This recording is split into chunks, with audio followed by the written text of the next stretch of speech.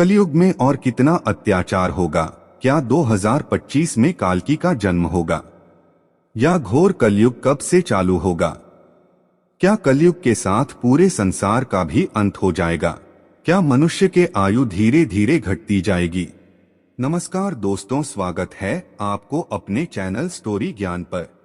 आज हम बात करेंगे संसार में हो रही अत्याचार के बारे में, तो बने रहिए वीडियो के अंत तक और जानिए कलयुग का वो रहस्य। लेकिन वीडियो शुरू करने से पहले आप हमारे चैनल में नए मेहमान हैं तो चैनल को सब्सक्राइब कर लेना, साथ ही बेल आइकन को भी प्रेस कर देना। चलिए वीडियो शुरू करते हैं।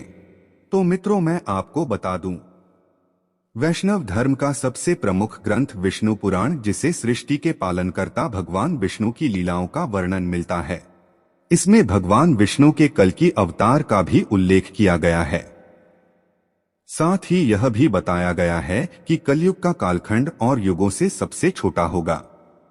विष्णु पुराण कलयुग के वर्णन करते हुए कहा गया है कि कलयुग में पाप इतना अधिक होगा कि सृष्टि का संतुलन बिगड़ जाएगा।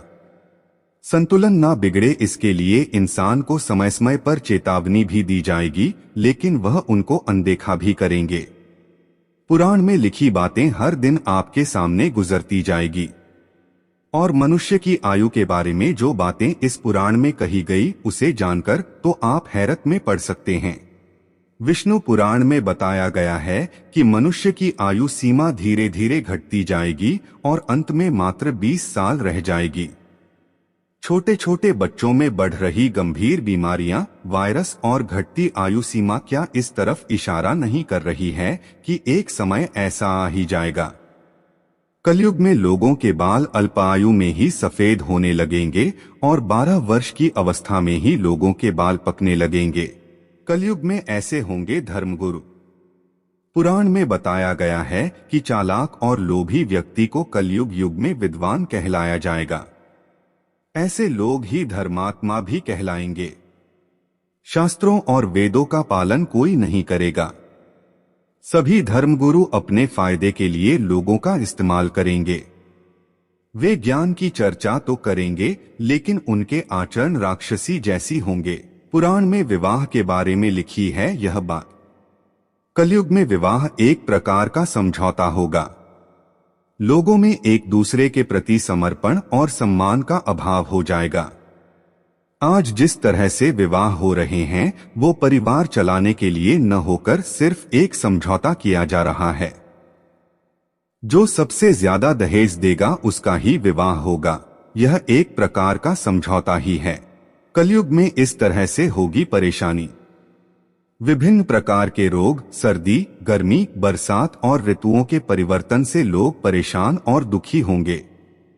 बिना मौसम के बरसात, ठंड, गर्मी से फसल बर्बाद हो जाएगी। नदी, तालाब, जलाशय सब सूख जाएंगे।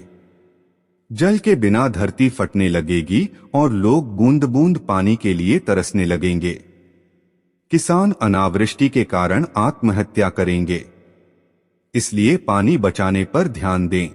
कलयुग में जिस व्यक्ति के पास धन नहीं होगा, वह अधर्मी, अपवित्र और बेकार माना जाएगा, और जिस व्यक्ति के पास जितना धन होगा वो उतना गुणी माना जाएगा, और कानून न्याय केवल एक शक्ति के आधार पर लागू किया जाएगा। व्यक्ति के अच्छे कुल की पहचान सिर्फ धन के आधार पर ही की जाएगी। धन के लिए वे अपने रिश्तेदारों और दोस्तों का रक्त बहाने में भी हिचक नहीं महसूस करेंगे। देखा जाए तो आजकल यह सब सत्य हो रहा है। लोग धन के लिए अपने ही रिश्तेदार और परिवार वालों का खून बहा रहे हैं, और जिसके पास धन दौलत है, लोग उसी का पूजा कर रहे हैं, और जिनके पास कुछ नहीं है उसका कोई नहीं सुनता। शास्त्र में बताया गया है, अन्न का अभाव होने से मनुष्य फिर से कंद मूल और फल आदि के सहारे ही रहेंगे और असमर्थ लोग सुखी नहीं रह पाएंगे। कलयुग में लोगों के आलस्य और निष्क्रियता के बारे में भी विष्णु पुराण में बताया गया है। इसके अनुसार लोग बिना स्नान के ही भोजन कर लिया करेंगे। तो मित्रों, पुराणों के अनुसार बताई गई बातें सब सही होता जा रहा है, पर अभी कलयुग की पहली चरण है। लेकिन कलयुग में सबसे अच्छी बात भी कही गई है। वेदव्यास जी ने सभी युगों में कलयुग को श्रेष्ठ युग भी बताया है। उन्होंने कहा है कि सतयुग में मनुष्य को 10 साल जप करने के बाद पुण्य की प्राप्ति होती है। त्रेतायुग और द्वापर युग में वही पुण्य 1 साल के तप द्वारा प्राप्त किया जा सकता है, तो कलयुग में इतना ही बड़ा पुण्य मात्र 1 दिन के तप से प्राप्त किया जा सकता है। इस तरह व्रत और तप के फल की प्राप्ति के लिए कलयुग ही सबसे श्रेष्ठ समय है। सच्ची भक्ति से मनुष्य की ईश्वर की प्राप्ति कर सकता है। तो मित्रों, वीडियो अच्छी लगी होगी तो वीडियो को एक लाइक कर देना, और आप भोलेनाथ की भक्त हैं तो कमेंट बॉक्स में ओम नमः शिवाय जरूर लिख देना। आज के लिए इतना ही, मिलते हैं एक और नई वीडियो के साथ।